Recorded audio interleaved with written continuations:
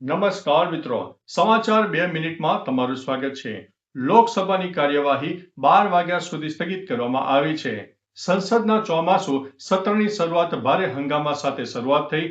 લોકસભાની કાર્યવાહી શરૂ થતાં જ વિપક્ષી સાંસદોએ વિવિધ મુદ્દાઓને લઈને જોરદાર વિરોધ પ્રદર્શન કર્યું, જેના કારણે સદનની કાર્યવાહી 12 વાગ્યા સુધી સ્થગિત કરવામાં આવી છે. બીજી તરફ રાજ્યસભામાં પણ વિપક્ષનો હંગામો જારી રહ્યો હતો. ખડગેએ લોકતંત્ર સુરક્ષિત ન હોવાના આરોપ લગાવીને સરકાર પાસે વિવિધ મુદ્દાઓ પર જવાબ પણ માંગ્યો છે. મિત્રો, અન્ય મહત્વના સમાચારની વાત કરીએ તો વધુ એક આંદોલન શરૂ. મધ્યપ્રદેશમાં મગના પાકની ટેકાના ભાવે એટલે કે MSP 100% ખરીદીની માંગ સાથે 19 ખેડૂત સંગઠનોએ ભોપાલ સુધી કૂચ શરૂઆત કરી છે. ખેડૂતો ટ્રેક્ટર અને રાશન સાથે રાજધાની તરફ આગળ વધી રહ્યા છે. ગઈકાલે તો બેરિકેડ્સ પણ તોડી નાખ્યા. પ્રતિ હેક્ટર માત્ર 1 ક્વિન્ટલ ખરીદીની નીતિથી ખેડૂતોને પ્રતિ ક્વિન્ટલ ₹3000 થી ₹4000 નુકસાન થઈ રહ્યું છે.